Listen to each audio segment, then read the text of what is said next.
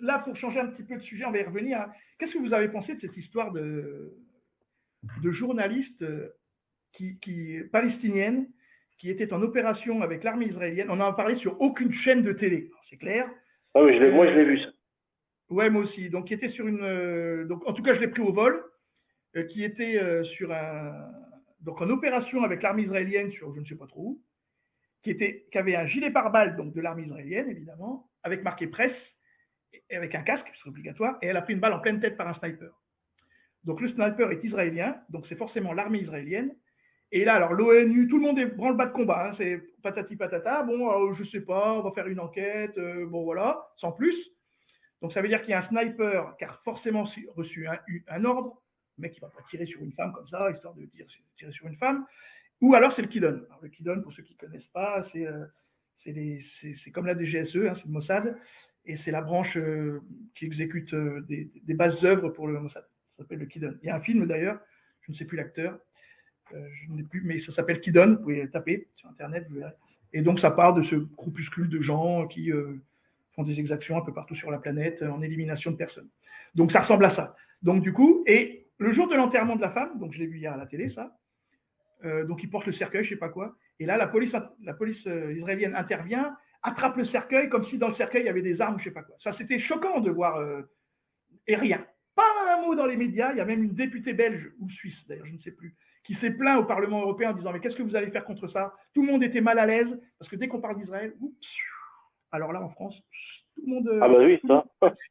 Non mais c'est incroyable, hein. Tout le monde s'aplatit, vraiment.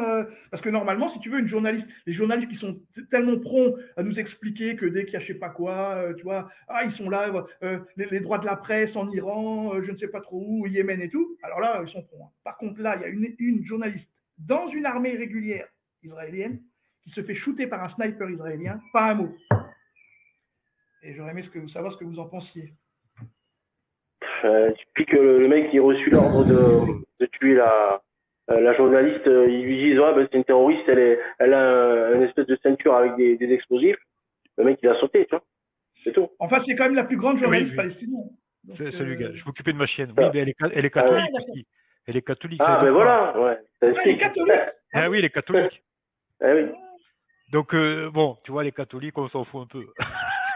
Non, mais c'est-à-dire que, je veux dire, si tu veux, Israël savait très bien. C'est pour ça que je ne sais pas qui a donné l'ordre, ou alors le mec, peut-être son amant, ou j'en sais rien, mais enfin, tu vois, c'est-à-dire que l'armée israélienne savait très bien qu'à partir du moment où la personne elle est dans l'armée régulière israélienne, elle n'est pas cachée, avec un truc, comment dire, un gilet pare-balles israélien marqué presse et le casque lourd, elle a pris une balle pleine tête. Ça veut dire que c'est vraiment snipé, quoi.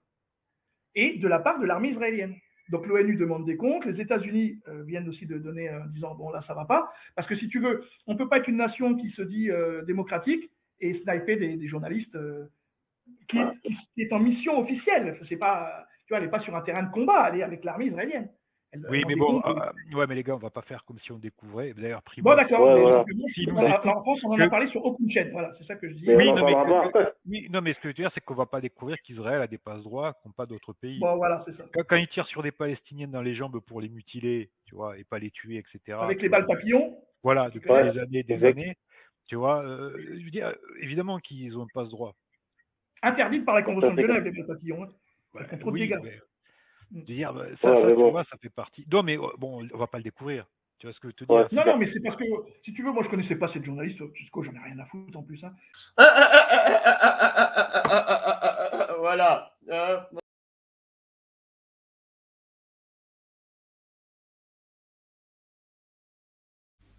Bonjour, ici Vérifions et nous allons parler aujourd'hui de la mort de la journaliste palestinienne Shireen Abu Akleh, ou plus exactement de la manière dont certains médias français éclairent cette mort. Que savons-nous de la mort de cette journaliste? Nous savons uniquement ce que les médias veulent qu'on sache. Les événements bruts n'existent pas dans le monde médiatique. C'est une construction discursive qui obéit à des principes et des objectifs très particuliers. Donc, plusieurs objectifs que je vais mentionner ici. C'est d'abord la captation du lecteur, de l'auditeur et du spectateur, mais aussi la logique commerciale qui veut bénéficier de cette captation de manière évidemment financière. Donc deux logiques, la logique de la séduction et la logique du profit, ce qui est tout à fait compréhensible. Et la mort de cette journaliste obéit parfaitement à ses objectifs. C'est-à-dire que c'est quelque chose qui peut vraiment intéresser les lecteurs. Il y a la mort, il y a Israël, il y a les Palestiniens, ce sont des sujets brûlants et tout le monde s'y intéresse. Pourtant, ces deux logiques sont soumises à la déontologie journalistique. La déontologie journalistique est détaillée dans la charte de Munich qui a été signée le 24 novembre 1971 à Munich. Il s'agit ici d'une déclaration des devoirs et des droits des journalistes. Je vais citer un des devoirs principaux des journalistes ici. Le journaliste tient l'esprit critique, la véracité, l'exactitude, l'intégrité, l'équité, l'impartialité pour les piliers de l'action journalistique. Il tient l'accusation sans preuve, l'intention de nuire, l'altération des documents, la déformation des faits, le détournement d'images, le mensonge, la manipulation, la censure et l'autocensure, la non-vérification des faits pour les plus graves dérives professionnelles. Le journaliste exerce la plus grande vigilance avant de diffuser des informations d'où qu'elles viennent. Qu'est-ce qui s'est passé du côté de Jenin? Eh bien, le 11 mai, Shirin Abu Akleh couvrait les affrontements entre les terroristes recherchés par l'armée israélienne. Pour ceux qui ne savent pas ou ceux qui ont oublié, Israël a été sujet aux attaques terroristes incessantes depuis le 22 mars. Et la dernière attaque a emporté 3 vies, 3 personnes. De nouvelles attaques sont annoncées par le Hamas et l'armée israélienne recherchait ceux qui les préparaient à Jenin. Eh bien, pendant ces affrontements, la journaliste palestinienne a été tuée par balle, mais on ne sait pas par quelle balle, on ne sait pas qui a tiré. Et n'empêche que l'AFP a tout de suite titré sa dépêche de la manière suivante: une journaliste d'Al Jazeera tuée par un tir de l'armée israélienne en Cisjordanie. Voici la dépêche. La journaliste Shirin Abu Akleh, une des plus connues de la chaîne arabe Al Jazeera, a été tuée mercredi matin par un tir de l'armée israélienne alors qu'elle couvrait des affrontements dans le secteur de Jenin en Cisjordanie occupée, a constaté un journaliste de l'AFP. Un peu plus tard, cette dépêche est étoffée par les informations qui viennent d'Israël et elle est aussi étoffée par d'autres informations qui n'ont rien à voir avec la mort de la journaliste.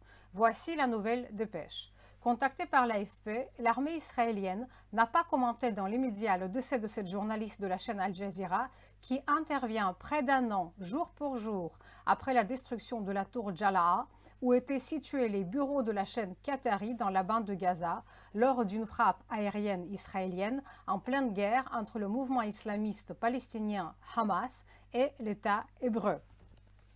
Alors, l'armée israélienne ne pouvait pas commenter le décès de la journaliste sans avoir mené une enquête sur les origines du tir, contrairement aux journalistes de l'AFP qui apparemment disposent d'un don tout particulier de repérer les coupables sans être sur place et sans aucune expertise balistique.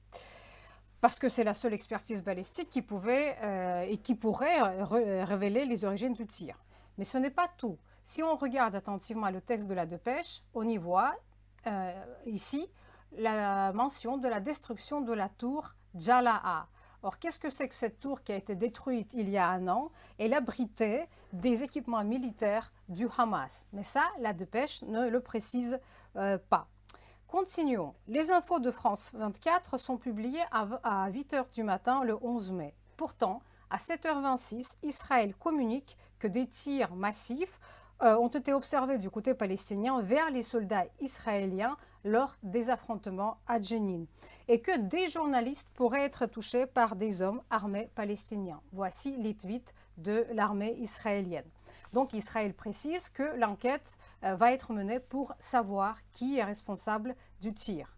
Nous avons donc deux récits. Le récit de l'AFP qui accuse de manière unanime Israël et l'autre récit israélien qui, tout en prenant des précautions dues à l'incertitude sans expertise balistique, suppose que Shirin Abu Akleh a été tuée par des tirs palestiniens. D'ailleurs, un expert palestinien affirme qu'à ce stade, il est impossible de dire qui a tiré, les Palestiniens ou les Israéliens. Écoutons-le. يعني هناك دليل واضح على أن الرصاصة من الجيش الإسرائيلي وبذلك تثميد رواية إسرائيل. لا يمكن الآن التصريح بأي معلومة لأن الشركاء الموجودين من المعمل الجنائي ومن المختبر الجنائي كل حسب تخصصه سوف يقومون بدراسة الأدلة التي سوف يتم العثور عليها. Il dit qu'il est impossible de définir les origines du tir. Une balle, ou la balle qui a tué la journaliste, a été extraite de son corps. Et cette balle, selon ce que disent les experts, a été tirée de M16. Et M16 sont utilisés à la fois par les Israéliens et par les Palestiniens. Les experts israéliens disent que les balles israéliennes sont toutes marquées.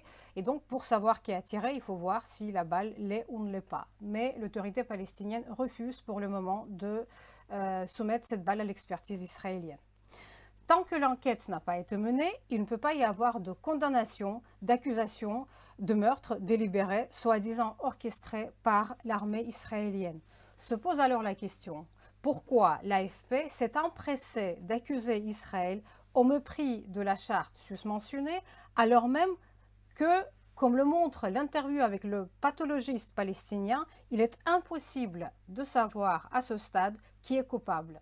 L'empressement de l'AFP est contraire à la déontologie journalistique. Il est en revanche propice à inciter à la haine d'Israël, déjà bien installée au sein de la communauté européenne. Merci pour votre attention.